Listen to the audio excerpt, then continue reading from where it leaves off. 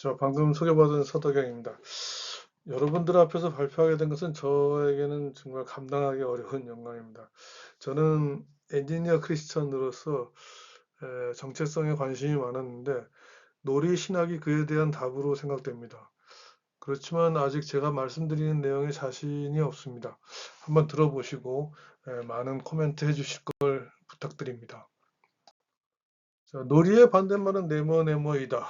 브라이언 서튼서 스미스라는 사람이 말한 건데 여기 네모네모에 뭐가 들어갈까요? 심리학자들이 쥐들을 대상으로 실험을 했답니다. 한쪽 쥐들은 마음껏 놀게 하고 한쪽은 못 놀게 했대요. 몇 달 후 고양이를 등장시켰더니 모두 다 숨었답니다. 그렇게 하고 고양이를 없앴는데 잘 논 쥐는 슬금슬금 눈치를 보다 고양이가 없어진 것을 알고 다시 나와서 잘 놀았대요. 그런데 놀지 못한 쥐는 계속 숨어 있다가 굶어 죽었다고 합니다. 잘 놀면 스스로 공경을 헤쳐나가는 능력이 생긴다고 합니다. 여기 네모네모의 해답은 우울입니다. 예상하셨나요? 그건 사람도 마찬가지입니다. 잘 놀지 못하면 이렇게 뇌가 쪼그라들고 우울해집니다. 교회는 어떨까요? 잘 놀지 못한 교회는 어떤 모습으로 변해갈까요? 종교개혁 이후에 서구 사회에서 놀이의 지위는 수백 년간 하락했다고 합니다. 데카르트가 나는 생각한다 고로 존재한다라고 한 것은 생각하는 사람, 즉 호모 사피엔스의 시대를 선언한 것이었지만 몸이 머리에 종속된다는 걸 의미합니다.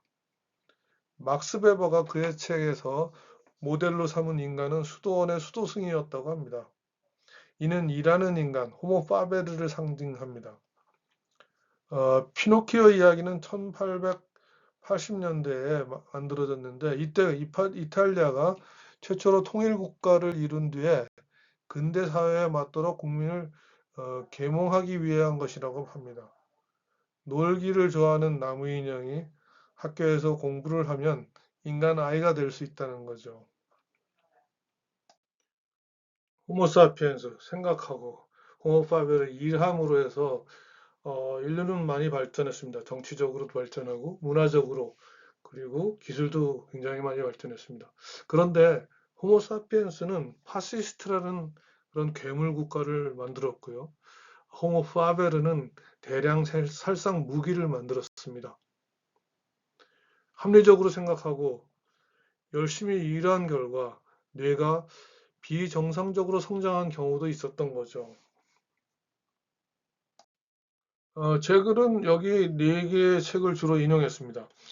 이 중 2책의 저자는 이러한 제1차, 제2차 세계대전의 영향을 받았습니다. 하이징하는 나치에 반대하다가 가택 연금 중에 사망했고 위리겐 몰트만은 유겐트로 이탈대전에 참가했다 연합군의 포로 수용소에서 갇혀 있었습니다. 오늘 제 발표에서는 이 책들의 내용을 우선 설명하겠습니다. 이 책들은 호모 사피엔스, 호모 파베르 이전에 인간은 놀이하는 인간, 즉 호모 루덴스가 되어야 된다고 합니다. 또한 놀이하는 하나님, 데우스 루덴스를 얘기합니다. 여기 있는 3권의 책 이외에 중요한 책은 이것이었습니다. 이 책에 제가 말하려던 내용이 거의 다 있었고 저는 공학자로서 입장을 조금 추가했습니다.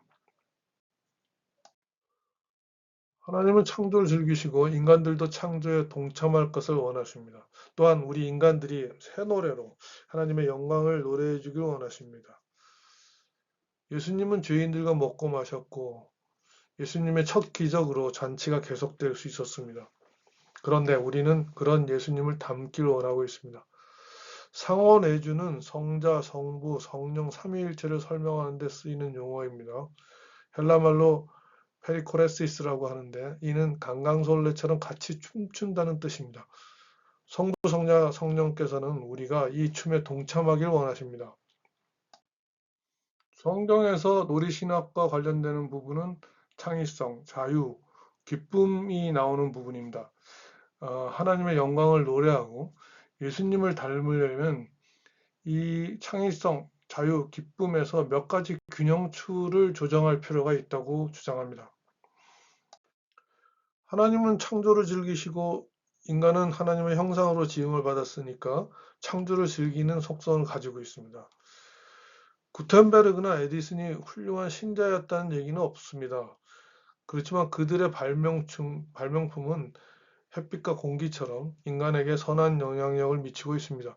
그렇다면 그들이 발명하는 데에는 하나님의 영감이 있지 않았을까요? 놀이 신학에서는 신도이든 비신도이든 인간이 하나님과 공동 창조자로서 새로운 문화를 만들어 나가는 일반 은총에 대해서도 감사하는 마음을 가져야 된다고 합니다. 인간은 언제나 타락할 수 있는 죄성을 가진 것을 잊지 말아야 합니다. 그러나 과거에 저지른 죄에 대해서 죄책감과 미래에 대한 불안, 근심에 쌓여서 놀지 못하는 건 옳지 않습니다.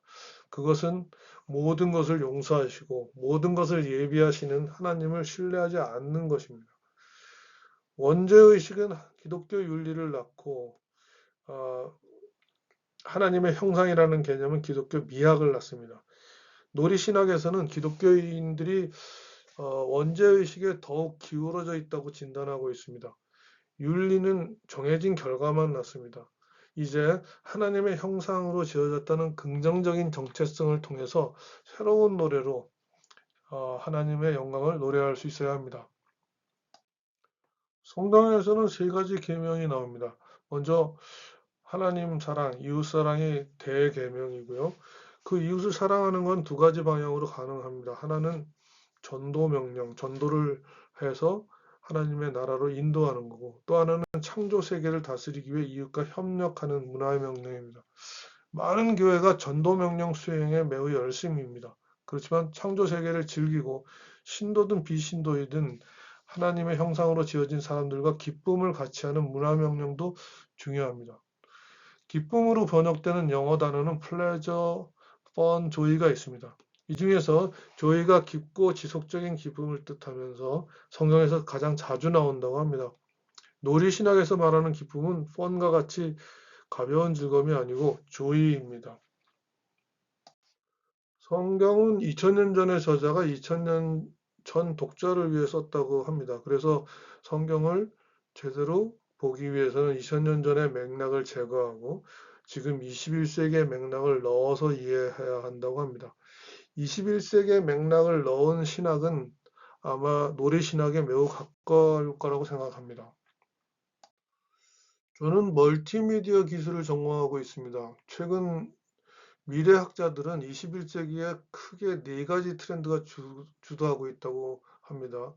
이것을 놀이신학의 눈으로 보면 놀이하는 교회, 즉 에클레시아 루덴스가 그 트렌드에 맞는 것 같습니다. 먼저 컨셉츄얼 에이지, 개념의 시대는 개념이 중요한 시대라는 뜻입니다. 원래 개념이 가치가 되기 위해서는 중간에 생산이랑 마케팅이라는 중간 과정이 필요합니다. 그런데 AI, 공장 자동화, 인터넷 등으로 이 중간 과정이 사라지고 있습니다.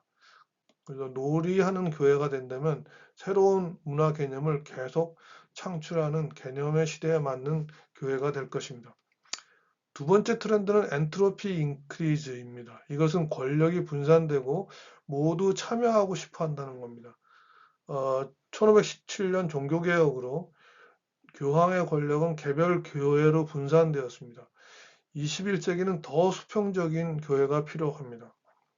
세 번째 트렌드는 호모 루덴스입니다. 노는 시간이 많아지고 소득도 증가하면서 사람들의 관심이 생존에서 가치 실현으로 움직이고 있습니다. 놀이하는 교회는 여기서 하나님의 뜻에 부합하는 가치를 제시할 수 있어야 합니다. 네 번째는 가상세계입니다. 모든 사람들의 욕망은 무한대로 증가하고 있는데 지구의 자원은 유한합니다. 가상세계가 그 해결책입니다. 그런데 MZ 세대들은 이미 가상세계에 익숙합니다. 자, 유럽과 미국의 하드웨어 교회 건물은 비어가고 있다는 걸 기억하기 바랍니다. 자, MZ는 이미 가상세계에 가 있고 그들은 그것이 미래 세계임을 직감하고 있습니다. 그리고 이것에 대해서 왈가왈부하는 기성세대를 이해할 수가 없습니다. 많은 교회와 크리스천들은 이러한 변화에 머리 쳐박고 위험을 회피하는 타조가 아닌가 생각됩니다. 아니면 별거 아닌데 도끼를 쳐드는 그런 형국일 수도 있습니다. 놀이하지 않는 인간의 뇌는 쪼그라든다는 것을 기억해야 합니다. 컴퓨터 게임 중독은 세계보건기구 WHO에서 질병으로 분류되어 있습니다. 여기서 컴퓨터 게임 자체가 아니라 컴퓨터 게임에 중독할 때 그렇다는 것을 잊지 말기 바랍니다. 신도이든 비신도이든 컴퓨터 게임을 만들거나 컴퓨터 게임을 즐기는 사람들 사이에는 선한 일들이 많이 일어나고 있습니다. 컴퓨터 게임을 만드는 소프트웨어 엔지니어들은 대부분 포스 운동을 지지합니다. 포스는 프리 오픈 소스 소프트웨어인데 소프트웨어로 사람들이 차별받아서는 안 된다는 취지에서 무료로 소프트웨어를 공개하는 걸 말합니다. 컴퓨터 게임을 하는 사람들 사이에서도 좋은 일이 많이 일어나고 있습니다. 바츠 해방 전쟁이 대표적인 사례입니다. 거의 프랑스 대혁명과 같은 일이 21세기 초반에 한국에서 일어났습니다. 수백 명이 같이 하는 게임인 MMORPG 리니지 2에서 10명이 독재하고 있었습니다. 그런데 이에 대해서 수천 명의 민중들이 수년간의 투쟁을 해서 그들을 몰아냈습니다. 그들은 공의로웠고 그들은 승리를 통해 그 어디서에서도 경험할 수 있는 에픽 윈, 즉 장대한 승리의 기쁨을 맛보았습니다. 세상에서 이미 일어나고 있는 이런 선한 일들이 하나님의 뜻에 부합한다면 교회가 품어야 하지 않을까 생각합니다.